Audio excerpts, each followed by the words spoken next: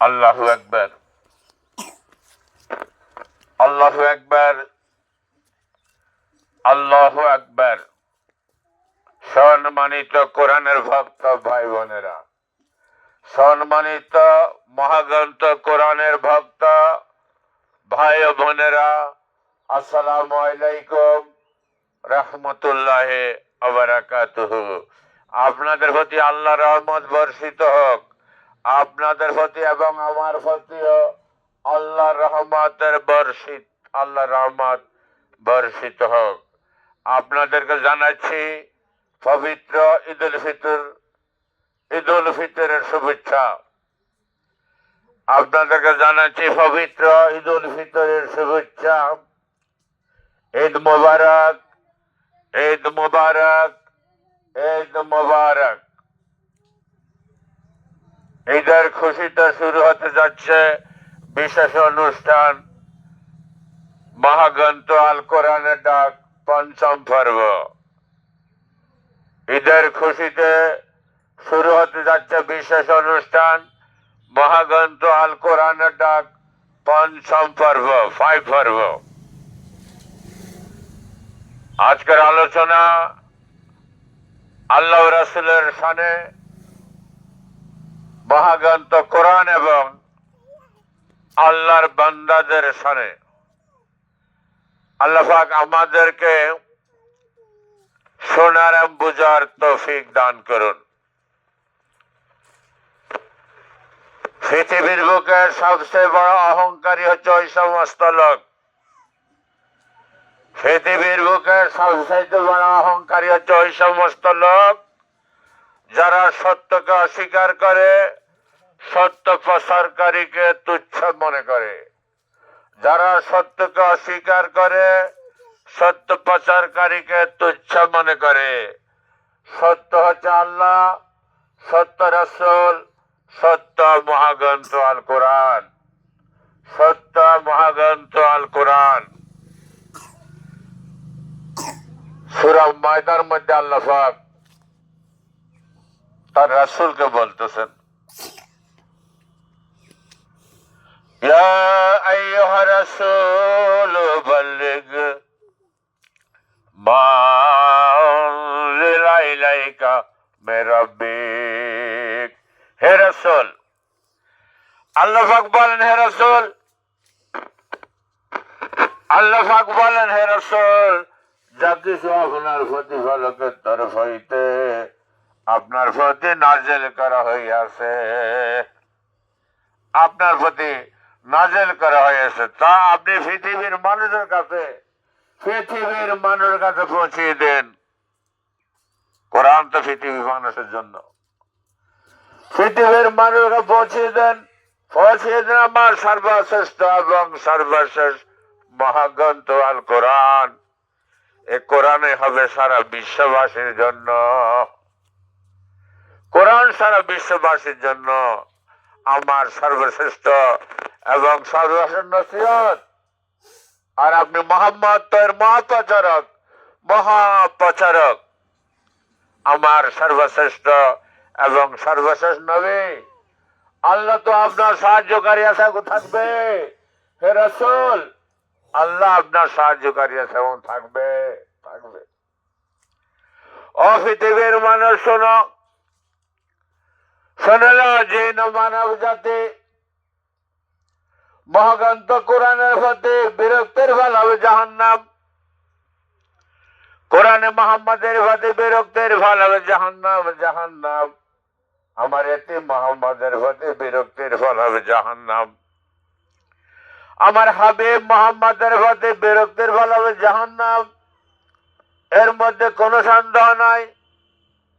হে রাসূল, আপনি তাদের আনন্দদায়ক কাজগুলো করবেন না। হে রাসূল, পৃথিবীর বুকে আপনি তাদের আনন্দদায়ক কাজগুলো করবেন না। কোরআন দিয়ে জোরে সোরে তাদের মোকাবিলা করুন। কোরআন দিয়ে জোরে সোরে তাদের মোকাবিলা করুন। তারা তো বেশি আনন্দিত হয় যদি কোরআনের প্রচার কার্য বন্ধ থাকে, কারণ এইখানে তাদের স্বাধীনতা হস্তক্ষেপ করা হয়।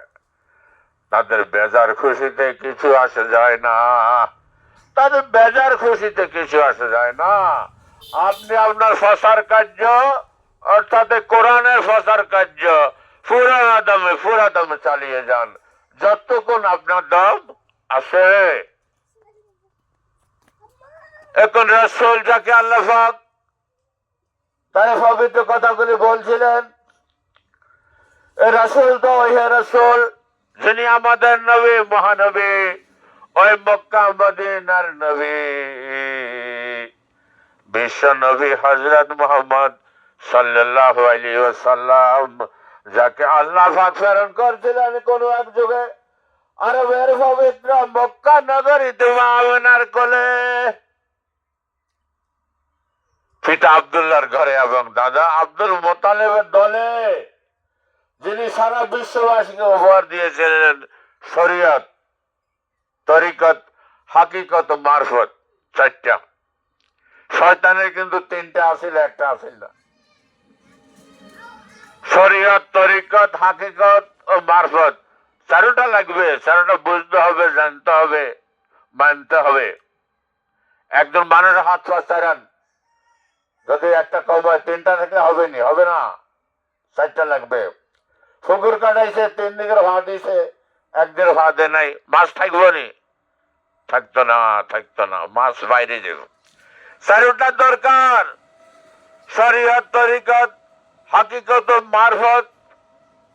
শরীয়ত হচ্ছে রাসূলের সামাজিক জীবন, তরিকত হচ্ছে পারিবারিক জীবন,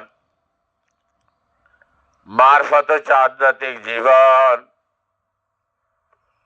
শরীয়ত হচ্ছে সামাজিক জীবন, তরিকত হচ্ছে পারিবারিক জীবন, হাকিকত হচ্ছে ব্যক্তিগত জীবন, মারফত হচ্ছে আধ্যাত্মিক জীবন। যারা বলে এই নবীর শরীয়ত মানি না তারা কাফের, শরীয়ত অমান্যকারী কাফের। যারা বলে নবীর শরীয়ত মানে না তারা কাফের, কারণ শরীয়ত ছাড়া তরিকতের কোনো দাম নাই, তরিকত ছাড়া হাকিকতের কোনো মূল্য নাই, কোনো মূল্য নাই। হাকিকত ছাড়া তো মারফত হাসিল করা যায় না, আর মারফত ছাড়া পূর্ণাঙ্গ ইবাদত নসিব হয় না, পূর্ণাঙ্গ নসিব হয় না। পূর্ণাঙ্গ আল্লাহ পাক বান্দার কাছে পূর্ণাঙ্গ ইবাদত চাইতেছে, পূর্ণাঙ্গ। ও মহানবীর জন্ম মরণকে স্মরণ করে আমার সকল আয়োজন, আমার সাধনা, আমার গবেষণা, আমার আলোচনা, এর মাধ্যমে যেন আল্লাহ পাক আমাদেরকে আল্লাহ তার রাসূলকে ভালোভাবে জানার এবং বোঝার তৌফিক দান করেন। সাথে আল্লাহ পাক এবং তার রাসূলের নির্দেশিত পথ ধরে পূর্ণাঙ্গ ইবাদত করার তৌফিক দান করুন। আমরা মহান আল্লাহ পাকের দরবারে দোয়া করি, হে প্রভু, তুমি আমাদেরকে তোমার স্মরণ করিতে, তোমার কৃতজ্ঞতা প্রকাশ করিতে এবং তোমার ইবাদত উত্তম রূপে উত্তম রূপে সমাধা করতে সাহায্য করো। সুদূর এদিকে সুদূর মক্কা মদিনা, মদিনা, মদিনা, দূর মদিনার ডাক শুনে, মক্কা মদিনার নাম শুনে আমি হইলাম মুসাফির, আমি হইলাম মুসাফির। পায়ের দুলা আছে যেথায় আমার নবীজির, আমার নবীজির। যেথা নবীর দেহের খুশবু লয়ে যায় মরুর বাতাস আজ বয়ে, যেথা নবীর দেহের খুশবু লয়ে যায় মরুর বাতাস আজ বয়ে, সেই দেশের মাটির সুরমা চোখে মাগব রাহাগীর, আমি মাগব রাহাগীর। পায়ের দুলা আছে যেথায় আমার নবীজির, আমার নবীজির। যেথা নিখিল জগৎ শুনল প্রথম আল্লাহর পাক কালাম, যেথা নিখিল জগৎ শুনল প্রথম নবীর মুখে ফাকালাম। আমি শোনাতে চাই সবার কাছে আরজু ও সালাম, আমার আরজু ও সালাম। আছে যেই দেশে সেই নবীর মাজার, যেন হয় সে দেশে কবর আমার। আল্লাহ এছাড়া নাই কিছু আমার জিন্দগির, মায়ের দুলাও আছে যেথায় আমার নবীজির। দূর মদিনার ডাক শুনে, মক্কা মদিনার নাম শুনে, আমি হইলাম মুসাফির। পায়ের দুলাও আছে যেথায় আমার নবীজির, আমার নবীজির।